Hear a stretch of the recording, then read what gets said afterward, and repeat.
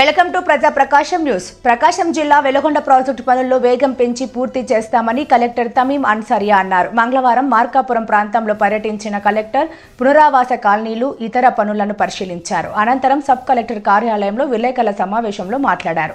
ప్రాజెక్టుపై అవగాహన పెంచుకుంటామని, త్వరగా అన్ని పనులు పూర్తి అయ్యేందుకు చర్యలు తీసుకుంటామని తెలిపారు.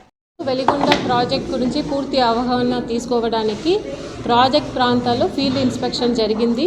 అదే తప్ప ఇక్కడ ఇంజనీరింగ్ వర్క్స్ ఇంటేక్ కన్స్ట్రక్షన్స్ అవుతుంది, దాన్ని కూడా చూడడం జరిగింది. సబ్మర్జ్ కాబోయే విలేజెస్లో వెళ్ళి అక్కడ ఉన్న ప్రజలతో కూడా కలవడం జరిగింది. అదేవిధంగా R&R సెంటర్స్ ఉన్నాయి, అక్కడ జరుగుతున్న ఇన్ఫ్రాస్ట్రక్చర్స్ వర్క్ని కూడా జరిగింది.